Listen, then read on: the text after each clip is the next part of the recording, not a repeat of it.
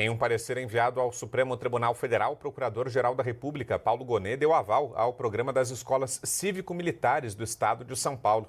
As aulas deverão começar já nesta segunda-feira em 100 unidades de ensino selecionadas pelo governo do estado. Eu converso sobre isso agora com o deputado estadual Tenente Coimbra, do PL, que foi o autor desse projeto na Assembleia Legislativa do estado. Obrigado, deputado, pela presença aqui e boa noite. Boa noite, eu que agradeço a oportunidade. Boa noite a todos que nos assistem. Em primeiro lugar, deputado, queria que o senhor explicasse para a gente do que se trata esse modelo, essa novidade das escolas cívico-militares. A escola militar, o colégio militar já é bem conhecido, mas os cívico-militares têm outras características, né? Queria que o senhor explicasse para a gente. Exatamente, as escolas cívico-militares tentaram trazer dentro do colégio militar, mas numa realidade pública, gratuita e de acesso a todos. A gente traz a ilha de excelência, que são os colégios militares, que são exemplos, inclusive, em passagem de pessoas em concursos públicos, em nota no Enem, em faculdades, e traz para uma realidade pública e gratuita. As escolas cívico-militares, elas existem há mais de 20 anos, mas em diferentes formatos. Foi no governo Bolsonaro, no ano de 2019, que isso foi institucionalizado. Obviamente, com o advento da pandemia, assim como toda a parte educacional, o programa foi prejudicado.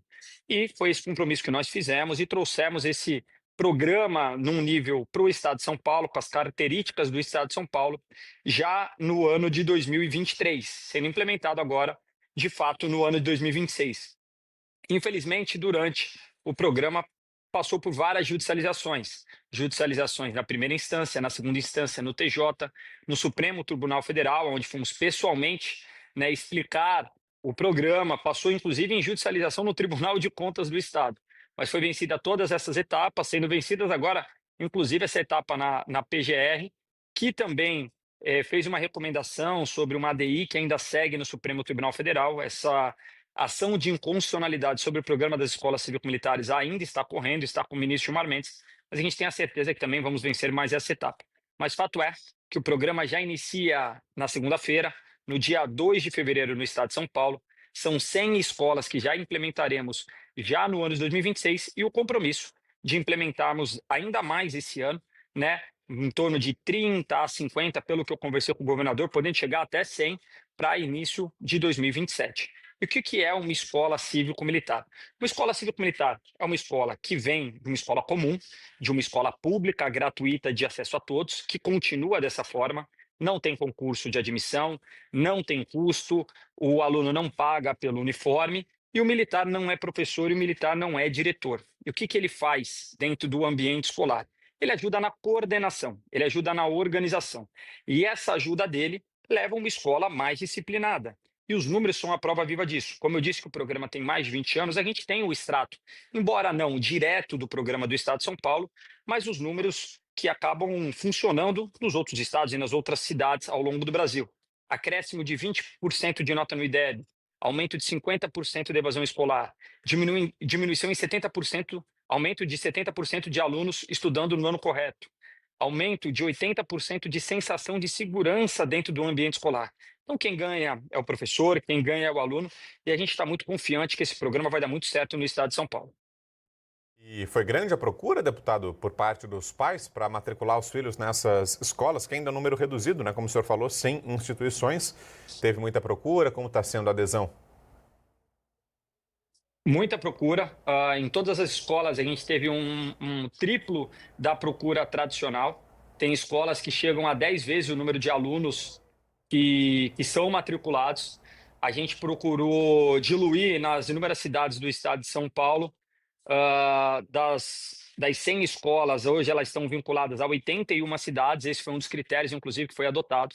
Outro critério que foi adotado ah, também foi da questão da vulnerabilidade. Escolas que tenham vulnerabilidade social, escolas que tenham vulnerabilidade por nota, escolas que tenham algum tipo de vulnerabilidade, porque esse é o tipo de escola-alvo do programa. E eu brinco que o programa da Escola Cívico-Militar é o programa mais democrático possível, porque para ele ser implementado, não é o Estado que escolhe a escola. A escola, o seu diretor, ele primeiro precisa optar pelo programa, ele precisa solicitar o programa. Assim que ele solicita, é feita uma audiência pública onde a Secretaria de Educação explica o programa para a comunidade escolar. essa comunidade escolar vota, e essa votação você precisa do quórum, você precisa de pelo menos 50% da escola votando.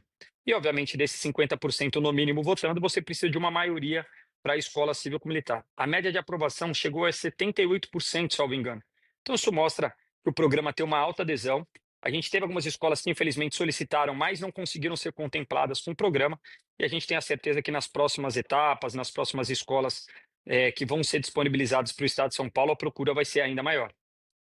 E quem são os profissionais que atuam nessas escolas, deputado? São integrantes das polícias que aí pedem essa migração? Enfim, como é esse processo seletivo? São policiais militares reformados, né, policiais militares que já estão aposentados.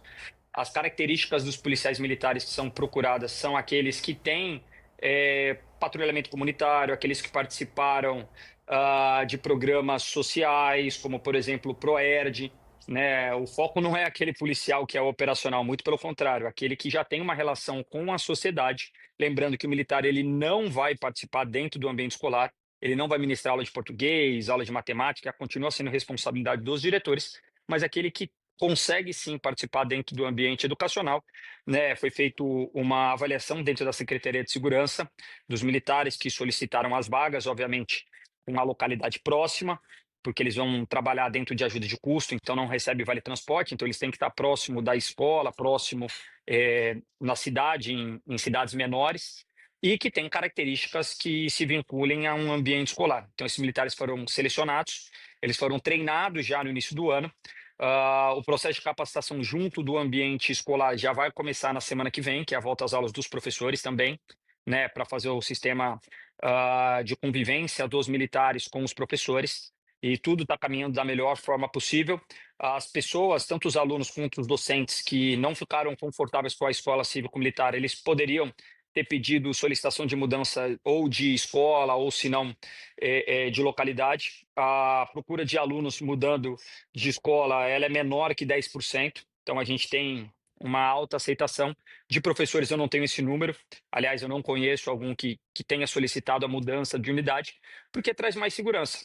Né? Ele sabe que, embora ele possa ter alguma discordância, talvez ideológica, né, minimamente, pouquíssimos professores nos procuraram frente a isso, mas ele sabe que ele vai poder lecionar com mais tranquilidade, ele vai ser mais respeitado e ele vai ter segurança para estar dentro do ambiente escolar, que hoje, infelizmente, ocorrem diversas ocorrências e, infelizmente, é amplamente notificado também.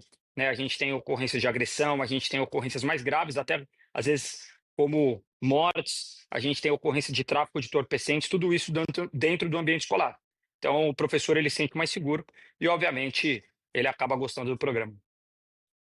E a análise do deputado Tenente Coimbra, que foi o autor aqui na Assembleia Legislativa de São Paulo do projeto das escolas cívico-militares, como a gente falou aqui, agora com essa liberação, segunda-feira começam as aulas. Obrigado, deputado, pela presença com a gente aqui e boa noite. Obrigado, boa noite, Paulo, boa noite a todos que nos assistiram. Valeu.